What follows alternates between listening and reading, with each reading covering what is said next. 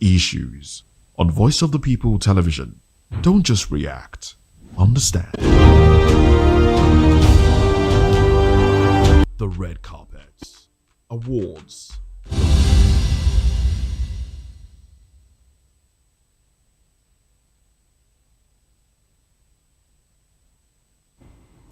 Hello, Nigeria. It's another exciting episode of the Issues on Voice of the People television, where we bring you the most important and pressing issues shaping our nation today.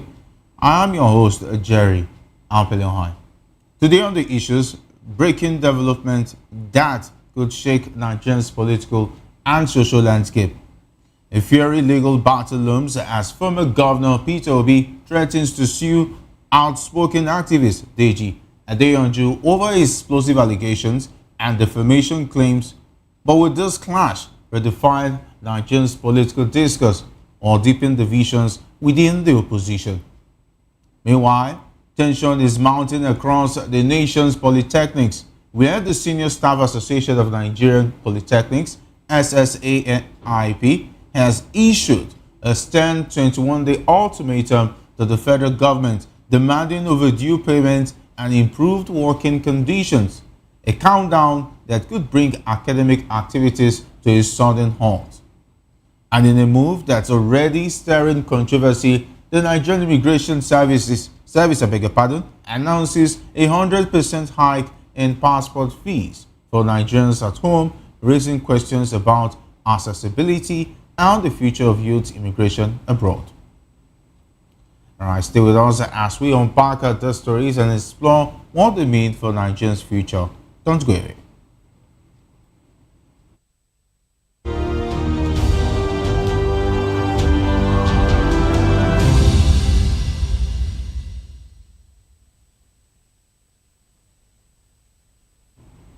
Welcome back. Let's dive straight into today's discussion. Former Anambra State Governor and Labour Party presidential candidate Peter Obi has threatened to take legal action against prominent human rights lawyer and activist Deji Adeyanju over alleged defamatory statement made on social media. In a legal notice issued by Ejesimen and Co-Madiba Chambers SAN, Obi's legal team accused Adeyanju of repeatedly publishing derogatory and defamatory remarks against their clients across various platforms, particularly on X, formerly Twitter. The notice specifically referenced a post dated August 21 in which Adeyanju accused Obi of embezzling funds from the Anambra State Treasury to invest in a family business. In the same post, Adeyanju claimed he once met with Obi, who allegedly attempted to offer him money as a thank you gesture. He tried to give me money and called it thank you for coming. It's 100% true, Adeyanju wrote. Obi's legal representatives have demanded a public retraction of the allegedly defamatory statement and an unreserved apology from Adeyanju. However, Adeyanju appeared unshaken by the threat, reacting via his official Facebook page on Wednesday night. The lawyer wrote, "I can't wait to meet him in court. Finally, a fraud parading himself as a messiah." Adeyanju has long been a vocal critic of Peter Obi, often questioning his transparency and leadership record. He has also had numerous confrontations online with Obi supporters, popularly known as Obedience, following his frequent critical commentary. In a recent Facebook post, Adeyanju doubled down on his stance, declaring it is too late for Obi to ever become Nigeria's president. The brewing legal battle signals an intensification of the political and personal feud between Obi and his outspoken critic. Today, I'm delighted to be joined by an esteemed guest here in the studio. We have Dr. Peter Nasike. Dr. Nasike is a philosopher, development economist, and best-selling author. He is also an erudite commentator on economy, finance, politics, and power. Great to have you join us. Thank you for having me.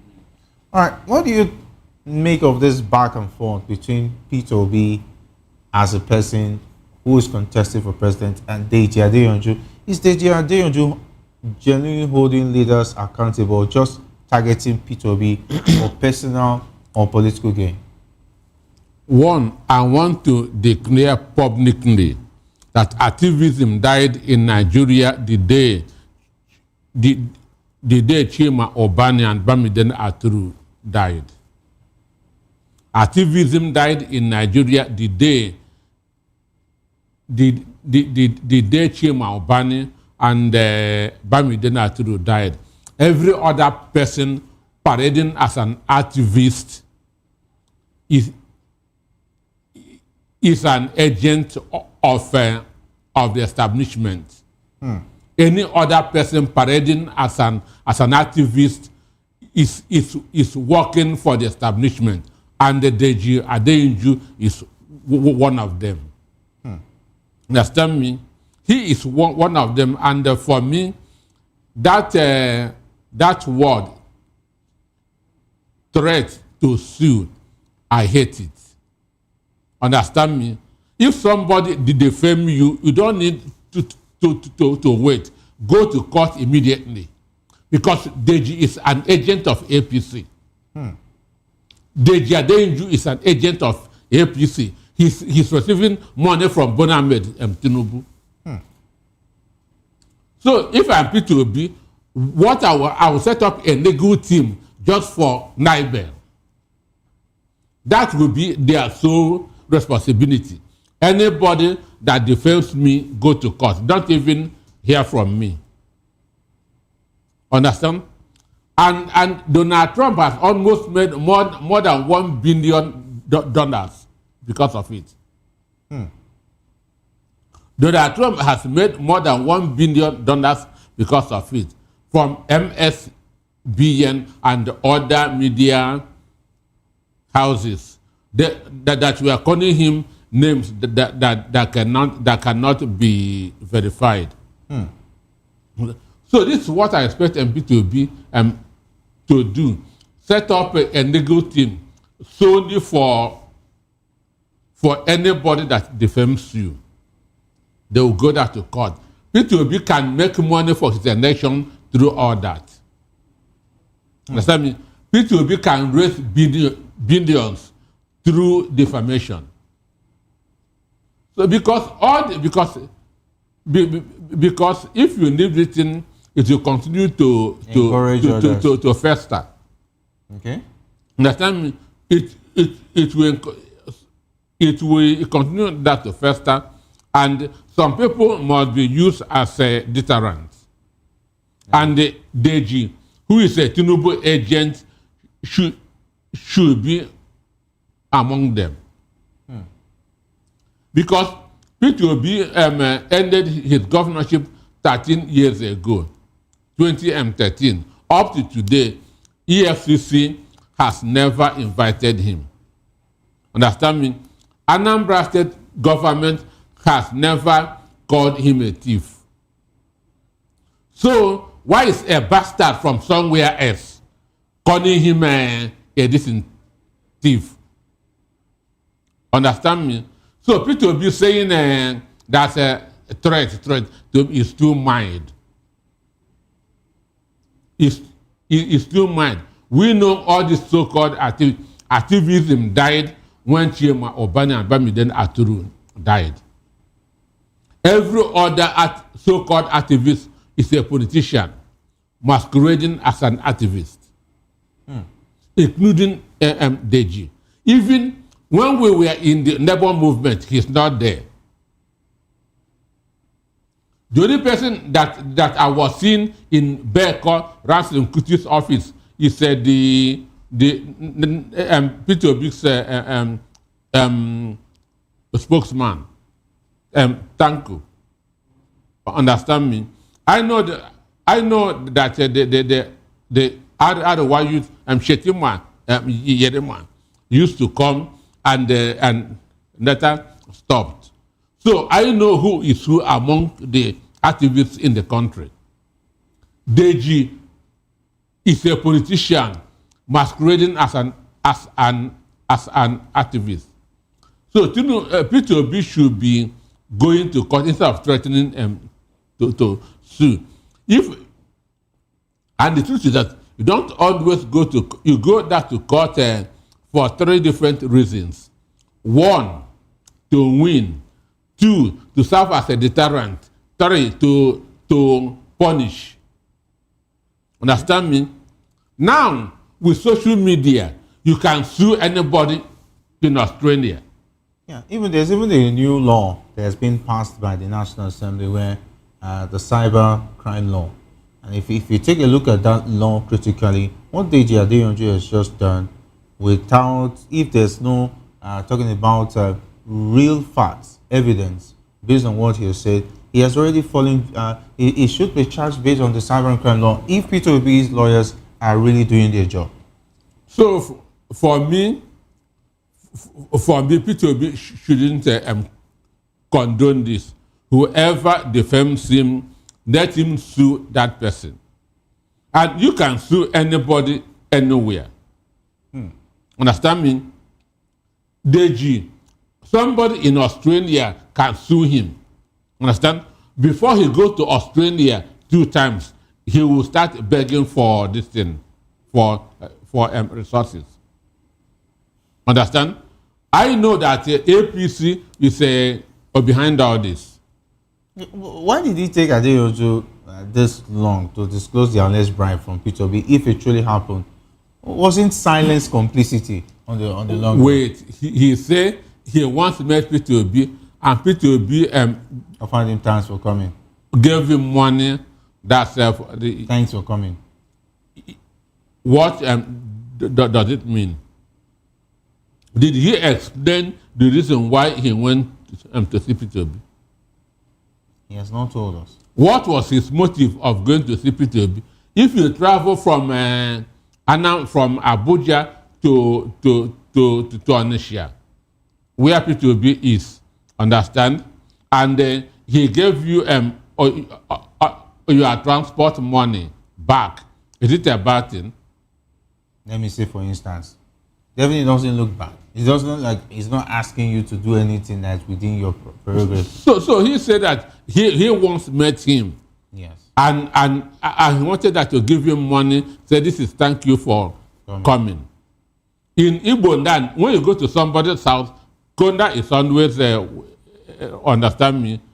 One of the things that you used to give to visitors. And if the person is going, if you like, you can, if the person comes from a far distance, you can say, take this and add to your transport. There's nothing bad there. But APC is using him to try to make people look bad, but he cannot. You think Adeyanju's aggressive stance suggests a broader agenda to discredit P2B ahead of the 2027 election? He is fronting for APC. Adeyanju is fronting for APC, but he has no capacity to whittle down P2B's popularity, P2B's credibility, and understand me, he has no capacity. They have not born him. They have not born him. P2B is like an ego. The more you smear him, the more he shines. Because this man has been out of office for 13 years ago. Nobody has ever called him for anything. And he is now somebody that even from outside the Southeast that will now begin that to mock himself, thinking that he is mocking P2B. Let's look at P2B's ambition for 2027. How much damage can controversies like this actually do to P2B's prospect? It depends. It depends. Understand me? Okay. Because P2B is who everybody knows.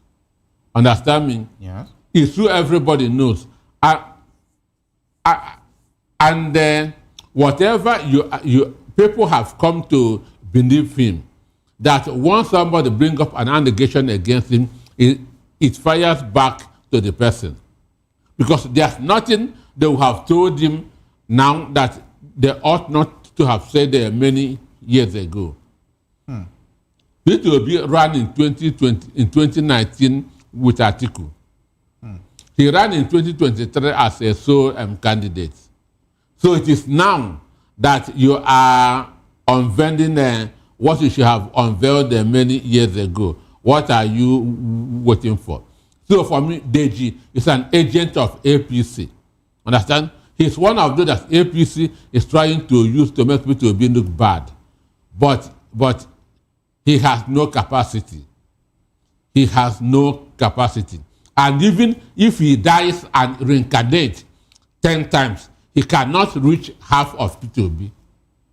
If Deji Adeyanju dies, come back, he can never reach half of P2B. There's been a lot of talk about the character of Deji Adeyanju, and sometime in 2019, he was tried for murder, and although he was cleared, and they even did a back and forth that in the 2000s he was involved in. He's a cultist. He's a cultist. Wow. He is a cultist. Wow.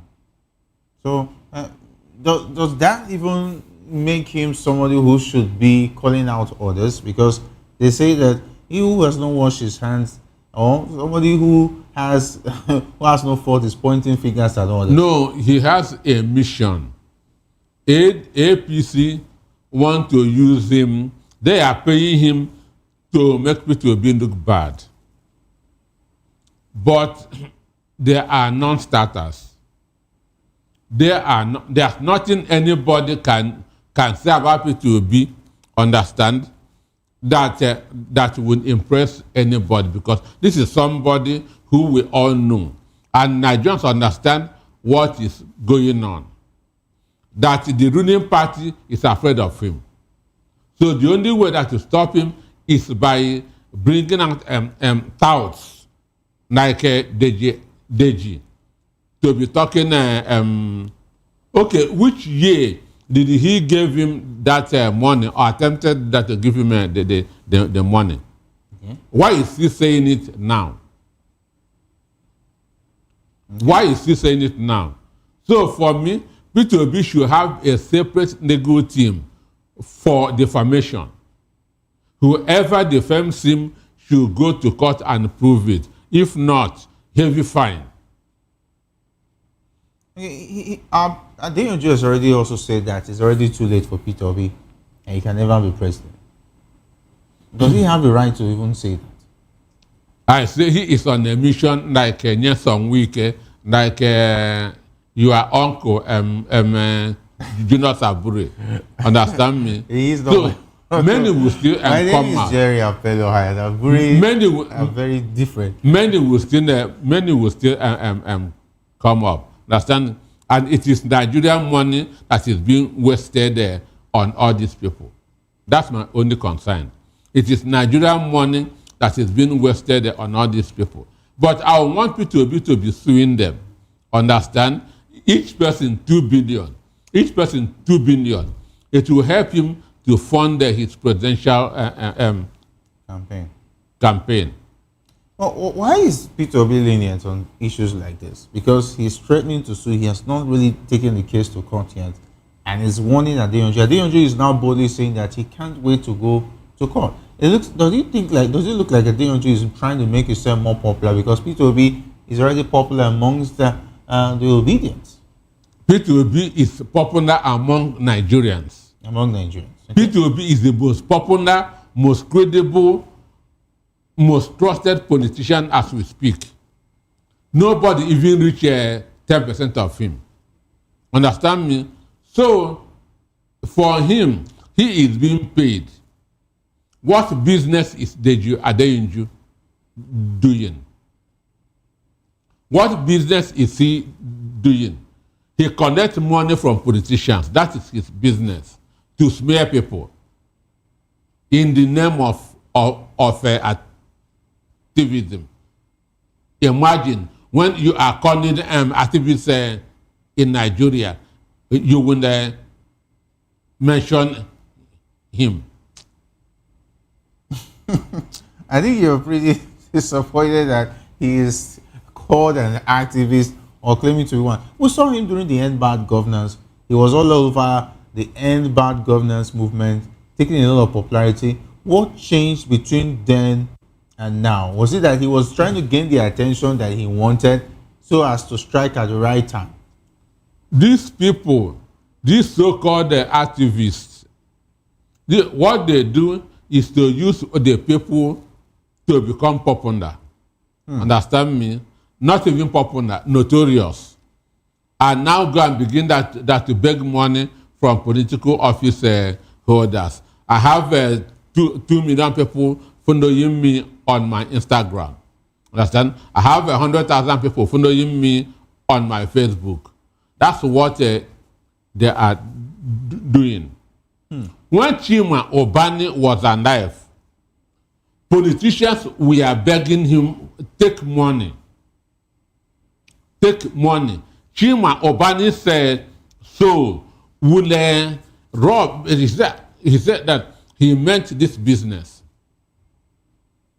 Before Chima Obani died, Chima Obani called me and said, Peter, look, I don't trust all these people you are seeing. All these people that you are seeing are fake. He has to go to Enugu to bring Ibuchukwu Ezike to become the executive director of CLO. Because all of them that are coming to CLO office, he read through them and know that they are fake. He has to go down to Enugu to bring Comrade Ibuchukwu Ezike. So when we talk about the real activists, we know them. When we talk about the real activists, we know them. You're saying that P.W. shouldn't take him seriously, but he should take him to court. No, P.W. should take him that to court. Okay. When you threaten and you don't act, okay, it makes you look unserious. When you threaten and you don't act, it makes you look unserious. If I'm P2B, I will sue him at Abakidiki. Understand me? Let him be coming from Abuja to there. Understand me? And I pray if he's coming by air, one day let something happen.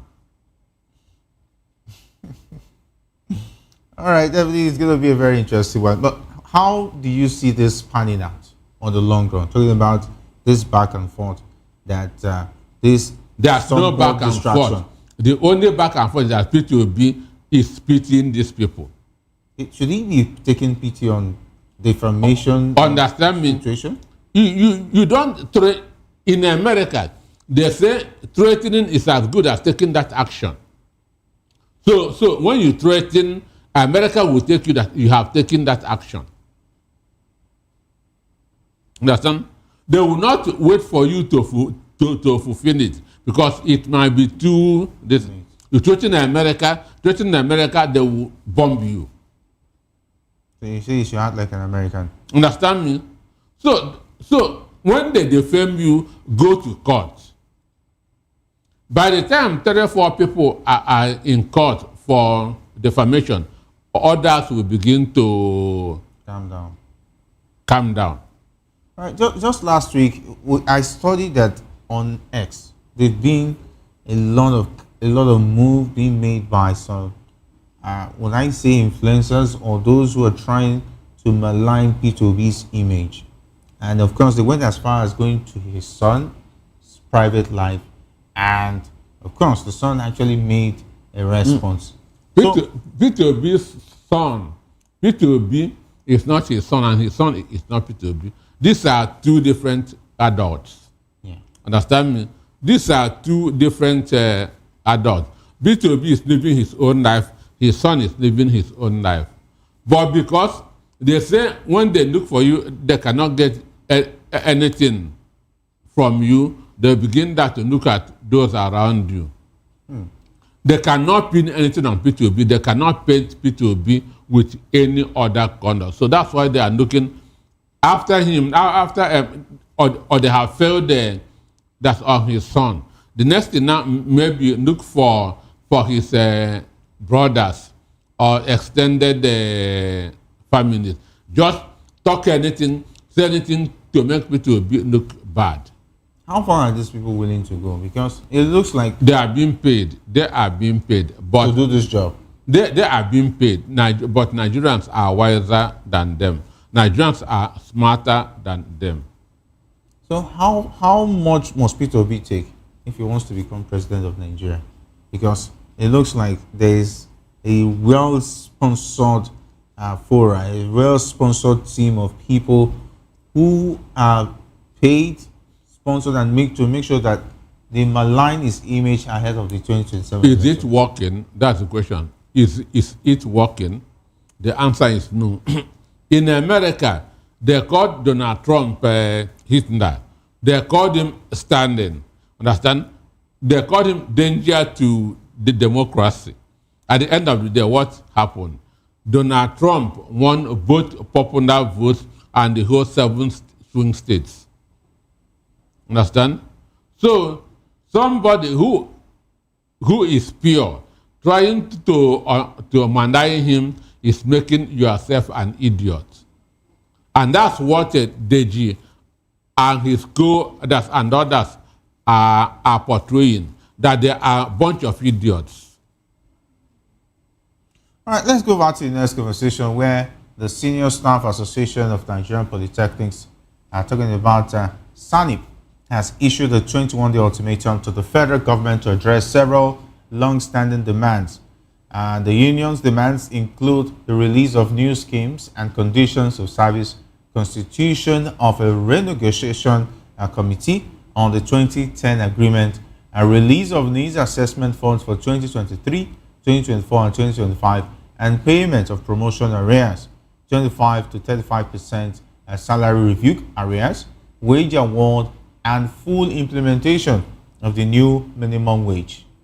The ultimatum follows the union's 77th General Executive Council meeting, which took place from August 26 to 28, 2025 at Audu Bako College of Agriculture in Kano State. And SANIP expressed disappointment over the government's perceived lack of commitment to resolving these issues, stating that despite efforts to find a peaceful resolution, the government has only paid lip service to the demands. If the demands are not met within the 21-day time frame, SANIP threatens to withdraw its services nationwide, potentially disrupting academic activities in polytechnics across the country. What does the government's delayed response to SANIP's demands say about its commitment to Nigeria's education sector? One, people misunderstand what that word corruption is. Corruption is not only when you steal money. When you say when you mention that word corruption, money comes into people's mind. Understand? Corruption goes far beyond money. When you fail to keep your promise, it is corruption. Understand? When you sign an agreement, you deny your agreement, it is corruption. Nepotism is corruption. Understand me? Favoritism is corruption.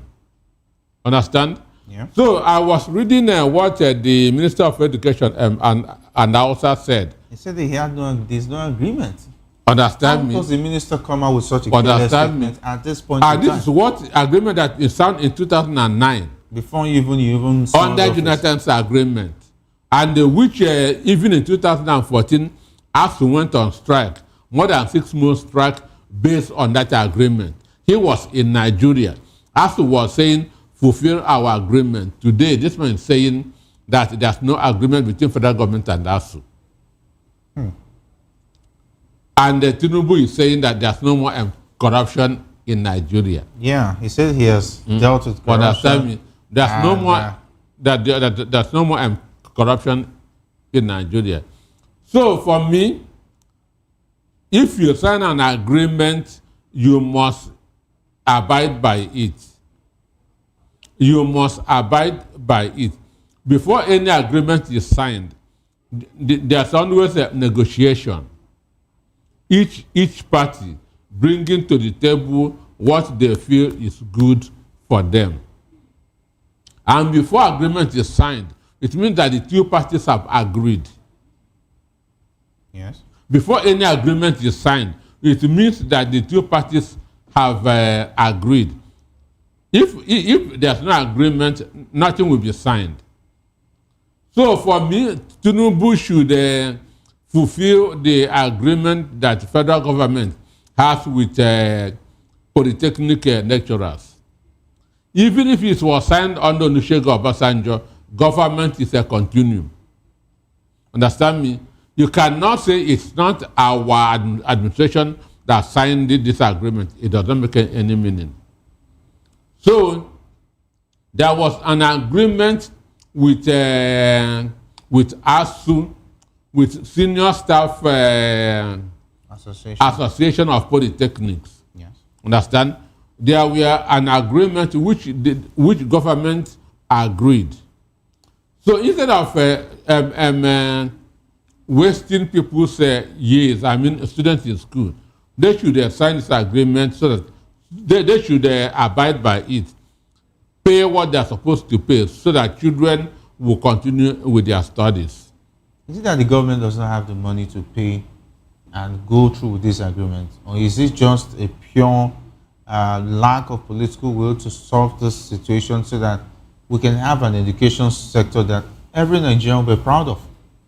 Well, for me, these people, one, empathy is one of the attributes of a leader. But APC government has no soul. Understand me? These are people who have sold their soul to the devil. So there's no empathy. If there's empathy, there's no way federal government would deny an agreement that they signed. If they have soul, if they have conscience, there's no way they would deny an agreement that they signed with government. But the agreement is there, and I am calling on them to fulfill that agreement because it was signed. Even if they cannot fulfill all at the same time, let them do the ones that they can do, and give them time to do the other ones. How come by this time the lecturers are still saying that minimum wage has not taken effect as far as lecturers' payment is concerned? And if the Minister of Education is having the mindset that there's no agreement, is that not already sending a signal that they are not willing to even listen to any ultimatum or any offers? Well, it means that everybody should prepare his or her mind for the strike. Understand me? And when students are on strike, it adds to the insecurity in the country. Because what keeps youth busy is academics. Understand me? Because they say that an idle mind is a devil's workshop. Yeah. When they go home, understand, and they begin to parade up and down, one thing would lead to the other. So that's the way government encourages this insecurity. They will tell you that they are fighting. Understand? They will tell you that they are fighting insecurity. Why they are the one that is promoting it. They are the one that is encouraging insecurity. Understand? Why is it a trend with every government that there must somehow be a situation where academic institutions will have to go on strike due to the fact some agreement has not been taken care of? Why is it becoming a trend that each government will have to battle with the same thing? And why is the education sector not really taken seriously in this country? Because their own children are abroad. Their own children are schooling abroad. Assuming that their children are schooling in Nigeria universities, in Nigeria polytechnics, they will have been making sure that every agreement signed is implemented. So can it be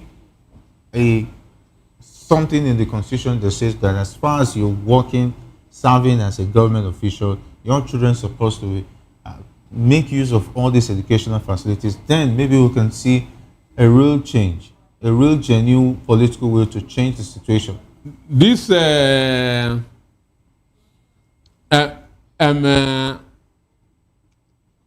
kindergarten children that you have in your National Assembly, Understand? These are the type of things that they should be doing, thinking.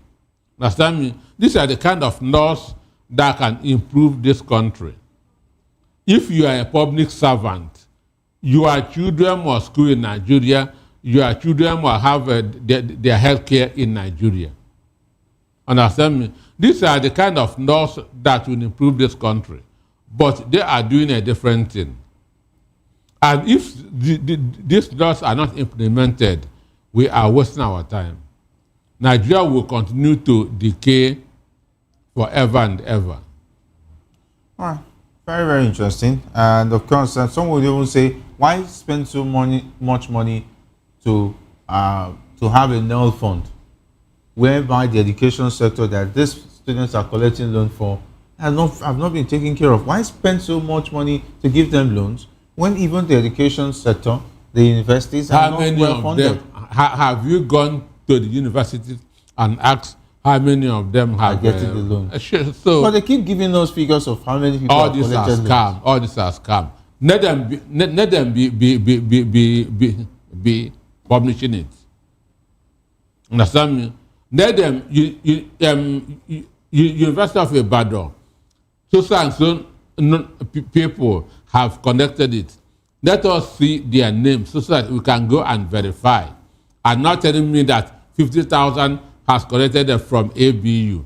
Who are those 50,000?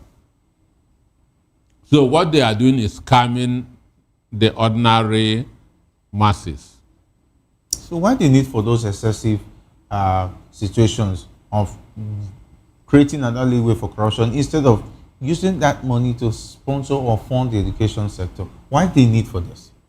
Assuming that that as soon demands are made, understand me?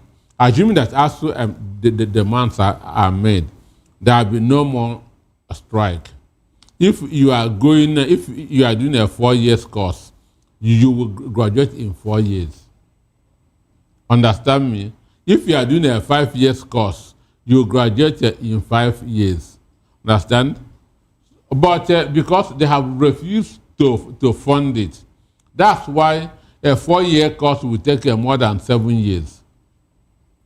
And for the parents, if nation is coming, understand, money is losing value, which means parents will continue that to pay more and more every year. Understand? So this is what, and for the course of 4 years, you did it for 6 years. No university abroad will recognize that certificate. Understand? Because you cannot tell them that it is strike.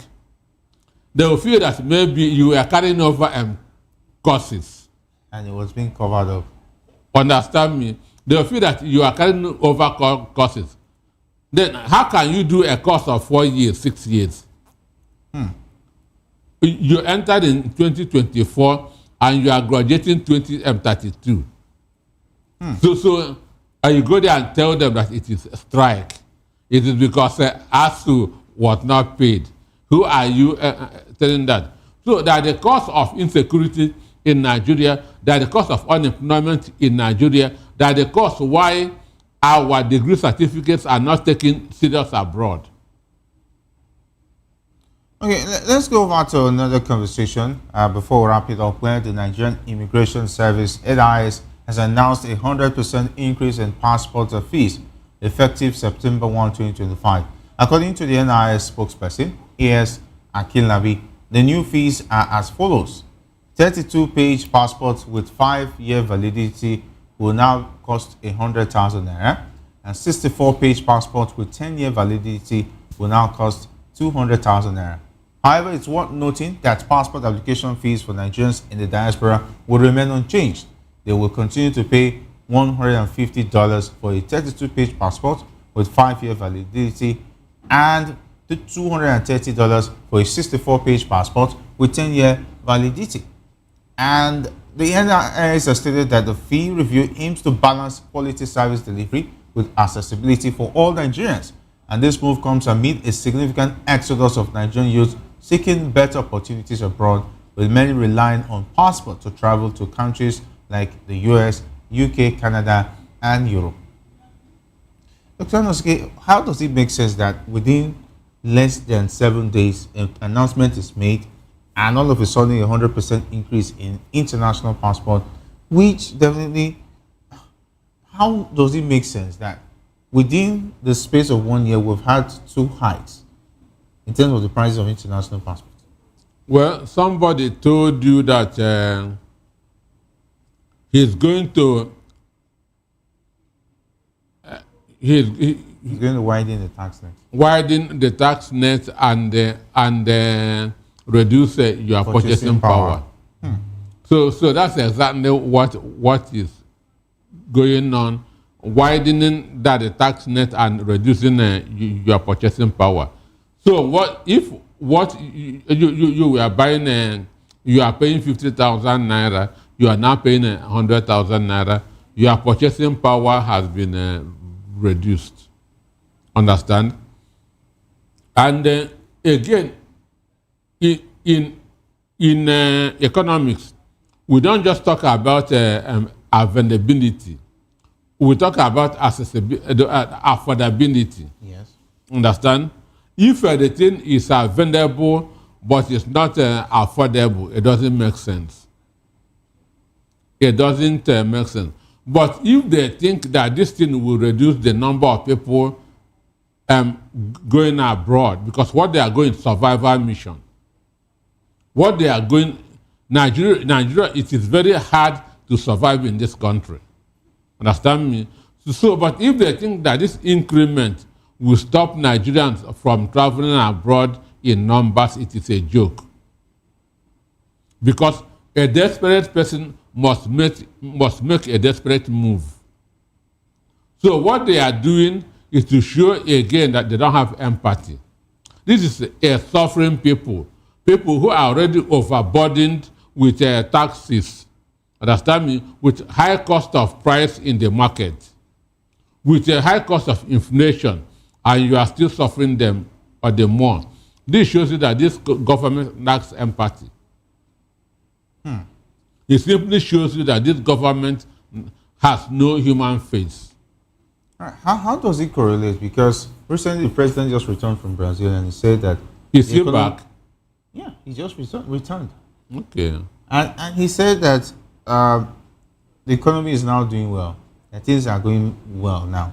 And Brazil just recently had an agreement that Nigerians cannot travel. And then I remember that as when the news broke, Nigerians were saying how many can afford to travel to Brazil. Okay, you're trying to open economic windows. And the means of maybe average Nigerians traveling is no longer available. This, do you hear of the Japan own? Yeah, we also learned about the Japan. What did the Japanese government did? They denied that such an agreement never existed. So it's all propaganda at the end of the day. Japan denied that agreement that Bayo Onanuga was saying never existed.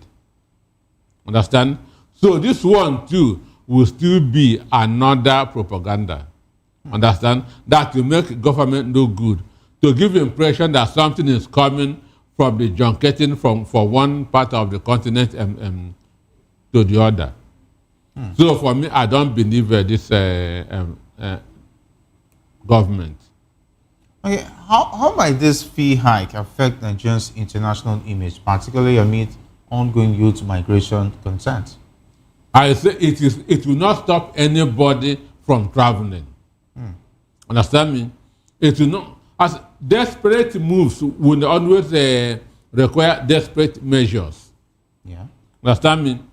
Somebody that, because what they are going abroad is to survive. Understand me? Yeah. What they are going abroad is to survive. Understand?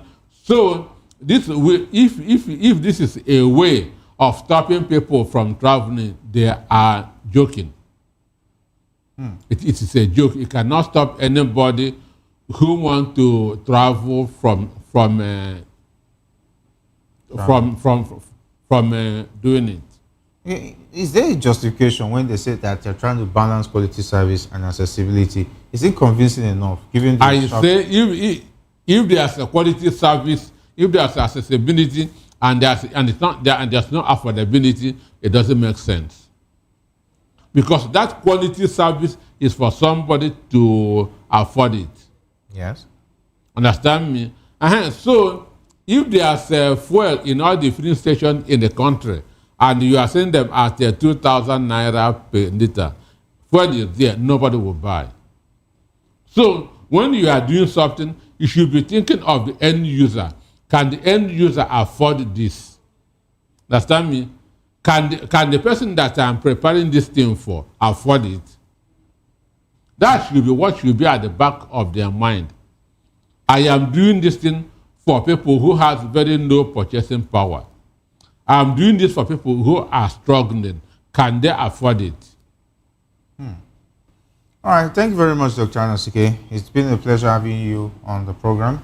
Though flying solo, I must say you've done excellently well. Thank you for having me. All right, and that's all for today's deep dive into the story shaping Nigeria's political and social landscape as this development unfolds from the courtroom battles and union ultimatums to policy shifts affecting millions. One thing is clear: the road ahead won't be smooth. Stay informed, stay engaged, and join us next time as we continue to bring you the insight and analysis you need to understand the forces shaping our nation. I am Jerry Arpeliahai, and this has been the Issues on Voice of the People television. Thank you for watching, and remember, your voice matters.